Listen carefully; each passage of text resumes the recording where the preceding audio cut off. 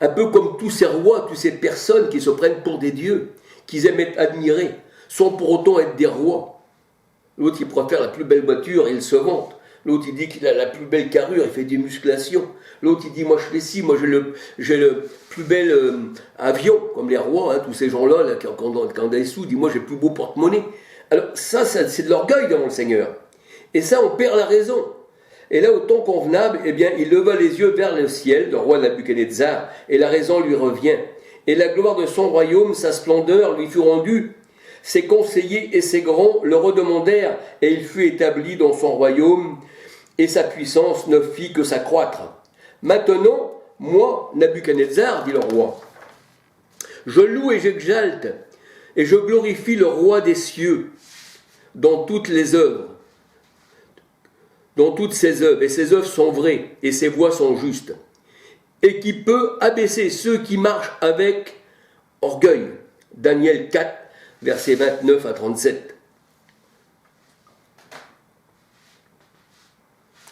Et c'est pour ça que le Seigneur a dit, celui qui s'abaisse comme le roi Nabuchodonosor sera élevé. Luc 14, versets 7 à 11. Et les premières places, parce que les hommes aiment bien les premières places, et bien le Seigneur a dit, puisque toi tu as aimé la première place, eh bien tu seras à la dernière. Et c'est pour ça que le Seigneur a dit, lorsqu'on vous invite quelque part, ne choisissez pas la première place, mais attendez qu'il y a quelqu'un qui vous dise, ah mon ami, monte plus haut. Alors là, le Seigneur a dit, tu auras l'honneur qu'on te dise, monte plus haut.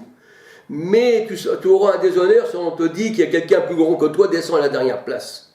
C'est ça la grandeur. C'est ça la grandeur que le Seigneur voit, que l'homme dépasse le peuple. Alors c'est vrai que seul l'Éternel est le Très-Haut. Il n'y a pas plus haut que lui. Psaume 83, 19. Et seul lui est le premier et le dernier. Ésaïe 44, verset 6. Et le roi Nabuchodonosor était comme un arbre. Il était considéré comme un arbre qui dépassait les autres arbres. Daniel 4, verset 11, 20, 21, 22, 26 à 27. Donc cet arbre, ce roi, dépassait les autres arbres. Et nous voyons que les rois, encore, on va voir un plus loin, eh bien c'est pareil, ils étaient considérés aussi à des arbres. Et ils voulaient dépasser la forêt. Ils voulaient dépasser les personnes. Ils disaient, c'est nous qu'il faut qu'on soit vu par les hommes. Ils aiment bien que leur nom soit inscrit sur la terre. C'est pour ça que le Seigneur Jésus, eh bien, écrivait sur la terre avec son doigt au sujet de la femme adultère. Et la parole de Dieu nous dit que tous ceux, eh bien, qui ne marchent pas avec le Seigneur seront inscrits sur la terre, parce que la terre, c'est leur domaine. Tandis que le Seigneur dit, vous, mes élus, eh bien, réjouissez-vous, que votre nom soit inscrit dans les cieux. Alléluia. C'est-à-dire parmi le peuple de Dieu, parce que les cieux, c'est le peuple. Paul disait, qui nous séparera de l'amour de Christ? La détresse, l'angoisse, la persécution, la faim, le dénuement, le péril ou l'épée. Je suis persuadé que ni la mort, ni la vie de ce monde, ni les anges, ni les principautés, ni présent, ni avenir, ni puissance, ni hauteur, c'est-à-dire de l'homme orgueilleux qui voudrait nous faire plier, eh bien, ne peut nous faire chuter, ni aucune autre création, ni profondeur. La profondeur, bien sûr, eh bien, dans la parole de Dieu, ça représente le gouffre, ça représente l'abîme, ça représente la terre.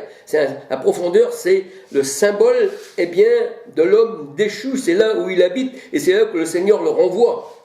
C'est là où habite le méchant. Et là, c'est pour ça que Paul il dit, qui nous séparera de tout ceci?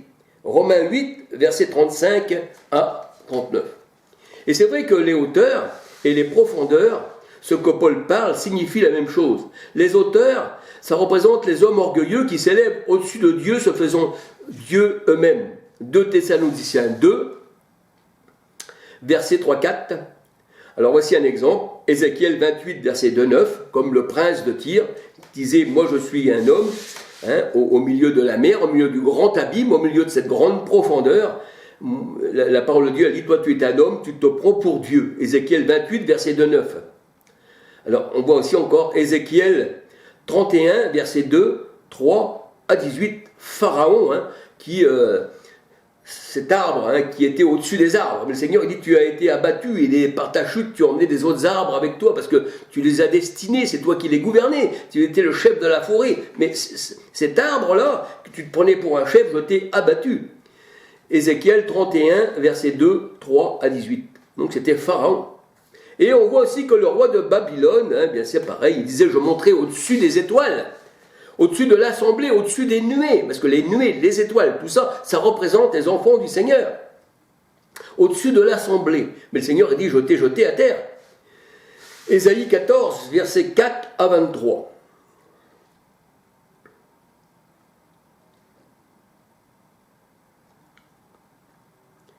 Et la parole de Dieu nous dit que l'abîme l'a élevé, l'orgueil l'a élevé en hauteur. Donc tout ça, ça vient de l'abîme qui élève les personnes en hauteur. Alors c'est vrai que tous ces gens-là sont représentés comme des arbres élevés au-dessus des autres arbres. Ésaïe 2, versets 11 à 17, Ésaïe 45, versets 14-15. Et le Seigneur dit, la hache leur est réservée. Matthieu 3, verset 10. Déjà, la hache est mise à la racine de ces arbres. Alors les profondeurs représentent la demeure de tous ces orgueilleux. Apocalypse 21, 3. Apocalypse 20, verset 1, 3. L'abîme et la mer, et aussi la terre, représentent les grandes eaux. Apocalypse 17, 1, 15. Job 38, verset 11, 16, 17. Ésaïe 51, 10, donc la mer c'est le grand abîme, c'est les profondeurs, et Apocalypse 17, 8, 11. Et nous voyons que quand le Seigneur a été en Égypte, il a combattu les Égyptiens, eh bien la parole de Dieu nous dit, ils ont coulé dans le grand abîme, ils ont été engloutis par la terre, ils ont coulé comme du plomb au fond des mers. Exode 15, versets 5, 10, 12. Et les monstres marins habitent le grand abîme, la mer. Ésaïe 27, verset 1. Job 7, 12. La mer représente un monstre marin, un dragon. Apocalypse 12, 3, verset 9. Et Ésaïe 27, 1, bien sûr. Ézéchiel 32, verset 2, 6. J'aime bien donner des versets, comme ça vous pouvez voir de vous-même dans les Écritures que la parole de Dieu ne manque pas de versets, pour nous expliquer tout cela. Psaume 74, verset 13, 14.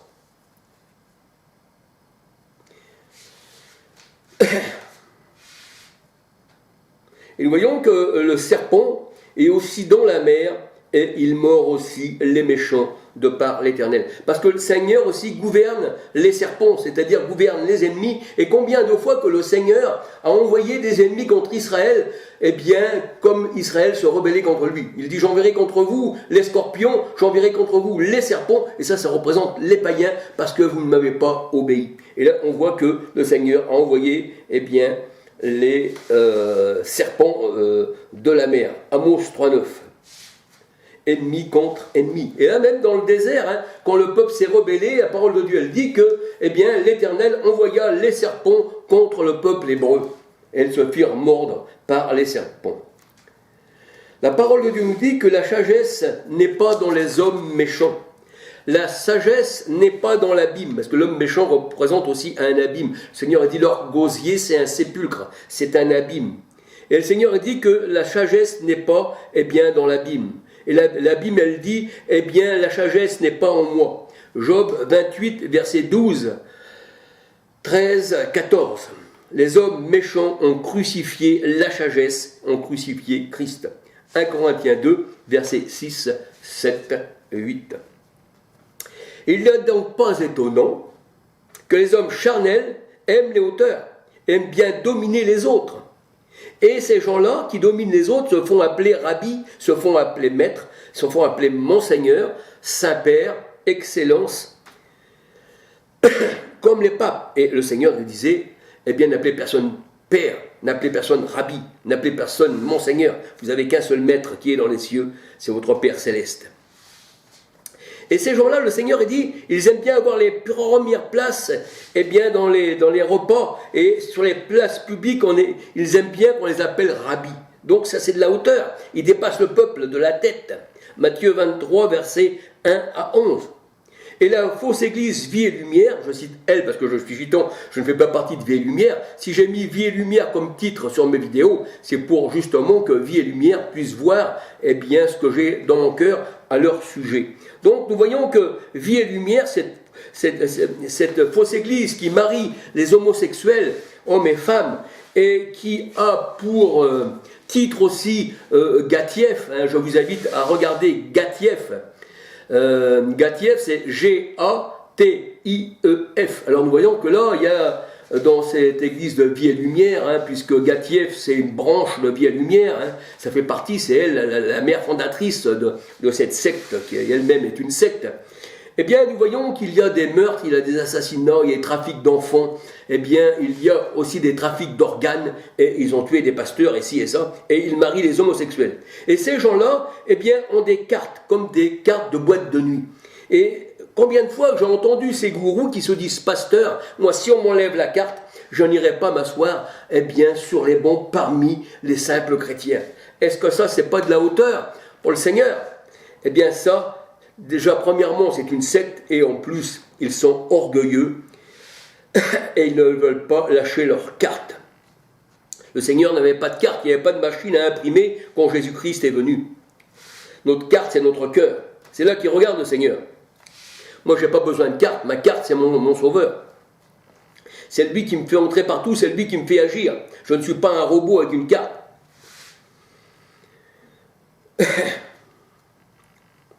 Alors, ces gens-là regardent à leur position élevée. Et la parole de Dieu nous dit, tous ceux qui s'élèvent contre l'évangile ou enseignent un autre évangile seront maudits, seront anathèmes. Galates 1, versets 6 à 11 et 2 Corinthiens 11, versets 2, 3, 4.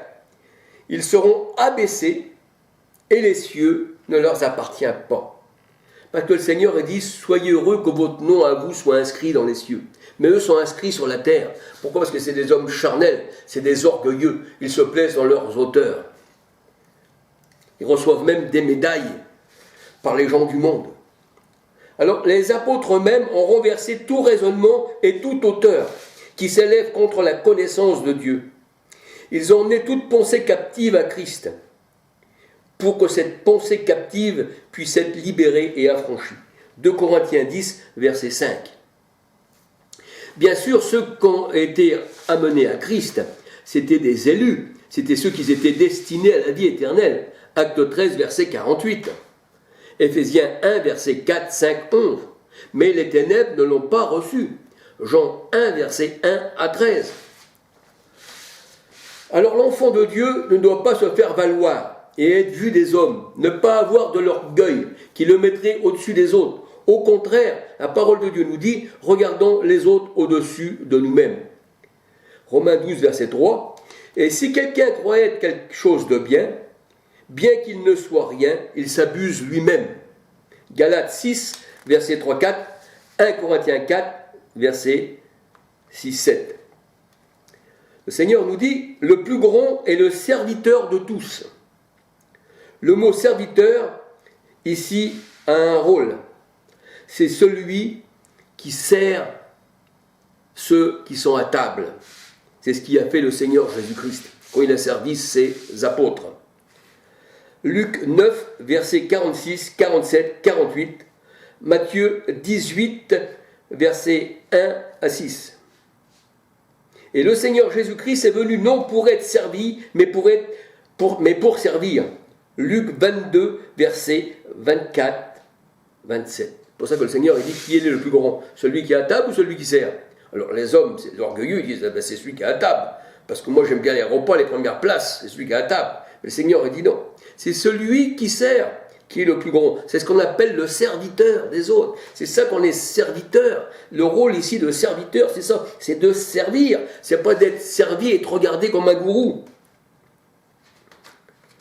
Alors c'est vrai que les gourous, les auteurs ici sont rabaissés par Christ. Ils se vont servir comme les papes et les rois. Lamentation 2, versets 1, 2 à 22. Alors l'Esprit du Seigneur doit nous rendre capables de comprendre avec tous les saints quelle est la largeur, la longueur, la profondeur de Christ, pour ne pas être attiré au-delà de la pensée de Christ. Éphésiens 3, 18, 19, 20 et 1 Corinthiens 2, verset 16. Et le plus grand est assujetti au plus petit. Romains 9, verset 12. La parole de Dieu nous dit, ayons les regards sur Christ. Il faut qu'on ait les regards sur le Seigneur. Hébreux 12, verset 2. Et le Seigneur n'a pas regardé son égalité avec Dieu. Jean 10, 30, Philippiens 2, 6, 7, Jean 14, 7 à 10. La parole de Dieu, elle dit, il a paru comme un vrai homme. 1 Timothée 3, 16, car Dieu s'est manifesté en chair. Il a paru comme un vrai homme et il s'est dépouillé lui-même. Il a pris la forme d'un serviteur et il est humble de cœur. C'est-à-dire qu'il est petit, il se fait petit. Et il est venu non sur un cheval de guerre, mais sur un âne. Zacharie 9, 9. Voici, ton roi vient à toi, humble et doux de cœur, monté sur un âne. Donc, comme le Seigneur s'est fait serviteur des autres, qu'il s'est dépouillé lui-même, qu'il s'est abaissé, la parole de Dieu nous dit, c'est pourquoi aussi Dieu l'a souverainement élevé et lui a donné le nom qui est au-dessus de tout nom, qu'afin qu'au nom du Christ, de Yeshua Messia, tout genou fléchisse. Philippiens 2, versets 5 à 10.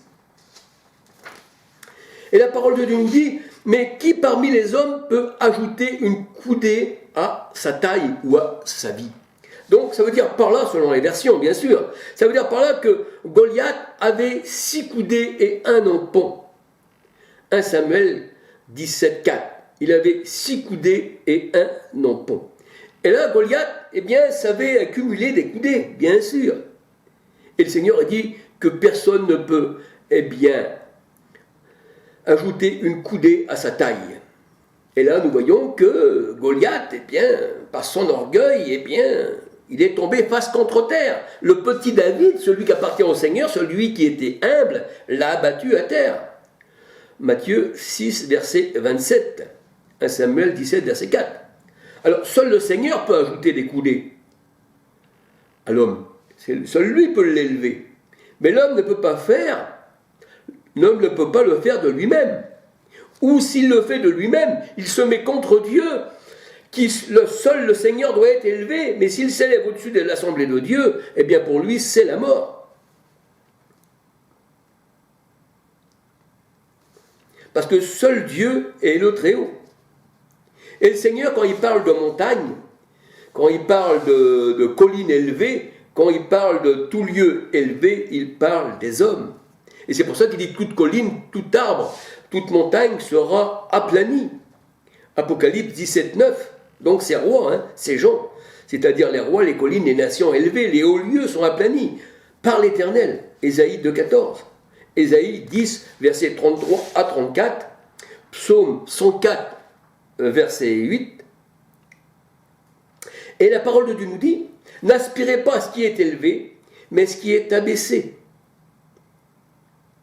Recherchez ce qui est petit et humble. C'est ce que nous dit la parole de Dieu. Romains 12, verset 16, 1 Corinthiens 4, verset 6, 7. Alléluia. Donc là, nous voyons que la hauteur, pour la parole de Dieu, la hauteur, c'est de se voir au-dessus des autres. C'est de dire, moi, je suis le chef de cette assemblée. C'est mon assemblée. Je suis le chef de cette église. Mais Christ est le chef de l'église. Christ est la tête. Christ est le bon berger, il est le souverain berger. Il n'y a pas d'autre berger comme le Christ. Et nous voyons aussi dans la parole de Dieu que, c'est le Seigneur qui le dit, et plusieurs faux prophètes s'élèveront. Donc ils s'élèvent, les faux prophètes, ils s'élèvent au-dessus du monde. Et les gens les aiment, parce qu'ils aiment bien les gens, ceux qui dominent sur eux.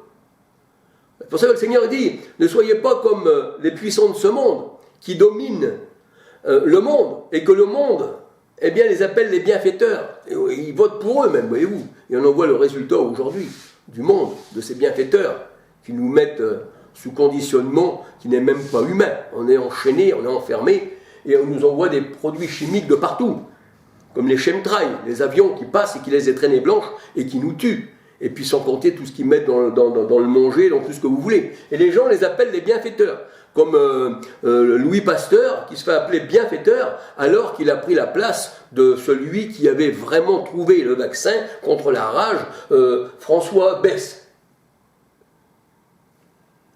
Parce qu'il y a quelqu'un de minutes, excusez-moi, j'allais pour deux petites secondes. 2 petites secondes. Alors nous voyons que le Seigneur dit qu'il y a des faux prophètes qui vont s'élever, et il y a aussi des faux Christ. Donc nous voyons que tout ce qui est élevé, eh bien, retourne à la terre.